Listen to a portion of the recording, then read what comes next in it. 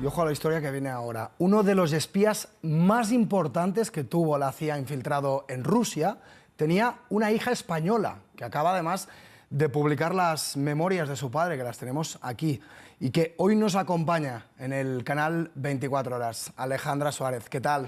Hola, buenas tardes, muchas gracias. Un placer tenerte aquí. Igualmente.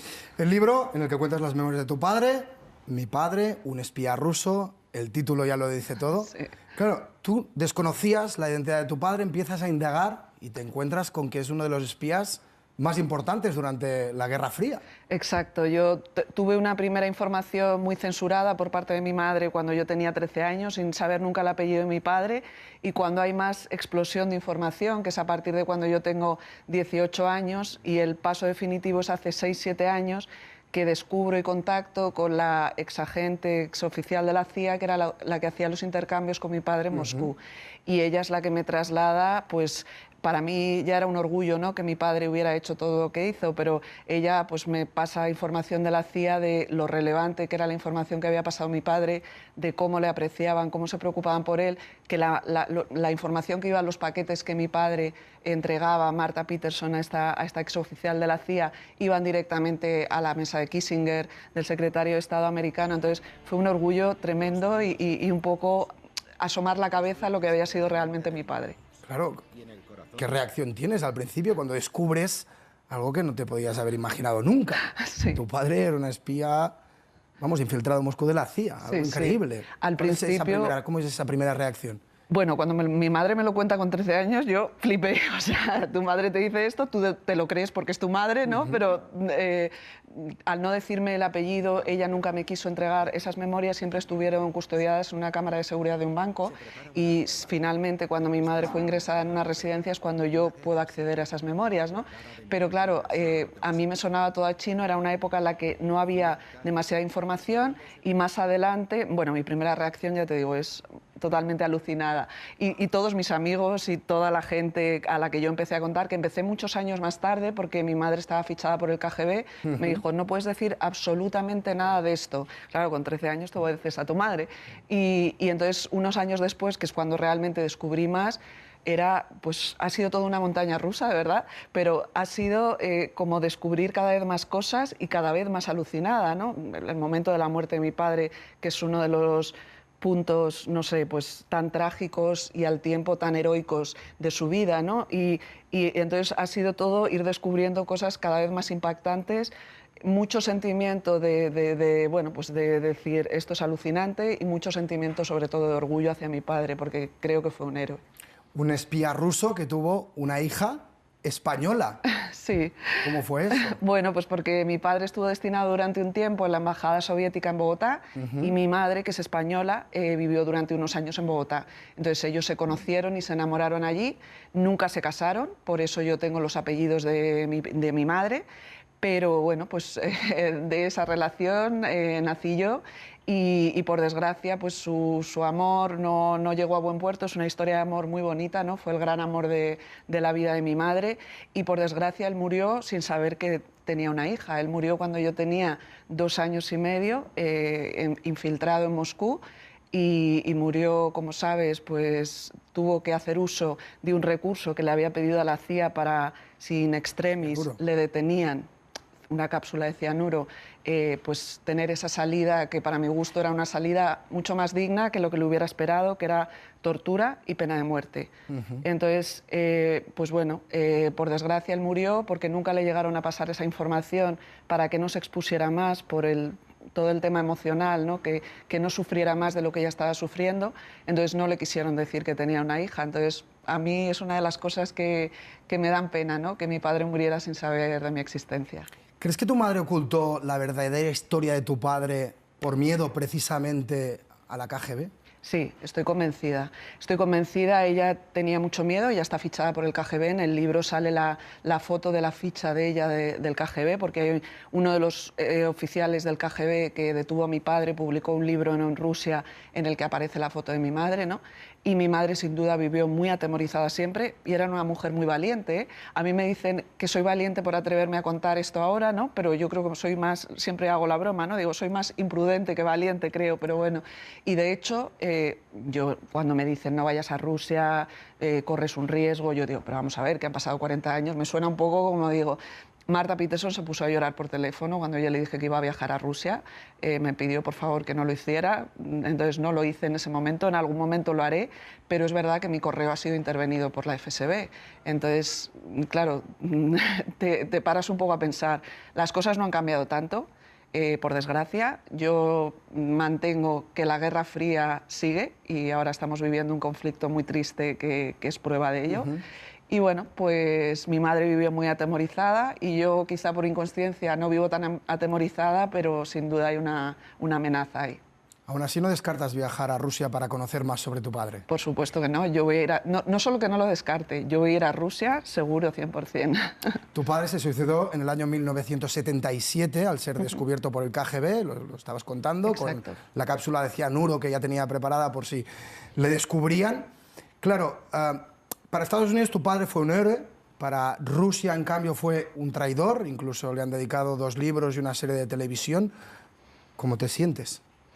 Pues en eso no puedo llevar la contraria. Mi padre para Rusia fue un traidor, sigue siéndolo.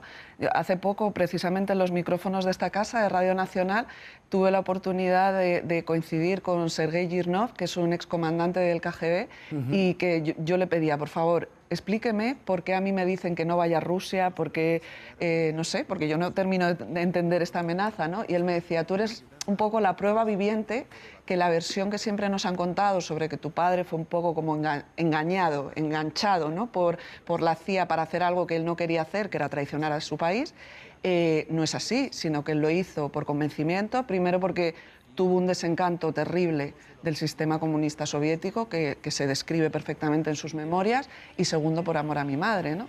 Entonces, pues bueno, él efectivamente tomó esa decisión de pedir una cápsula de cianuro escondida en el capuchón de una pluma, pero yo reconozco que mi padre es un traidor para Rusia y de ahí un poco pues la amenaza que sigue incipiente. Putin no perdona, creo que todos lo sabemos. Él fue pues comandante en jefe de la KGB y luego del FSB en la transición. Y por lo visto, por lo que me dicen, a día de hoy se sigue reponiendo esta miniserie de la que hablabas. Es curioso porque esta miniserie, que está basada no exactamente en la historia de mi padre, sino en una novela que escribió cuando Andropov era el comandante en jefe del KGB, desclasificó la historia de mi padre para que un novelista ruso muy famoso, Julian Semyonov, escribiera una novela, una historia novelada, en el que cambió algunas cosas. Y la miniserie se basa en esto, ¿no?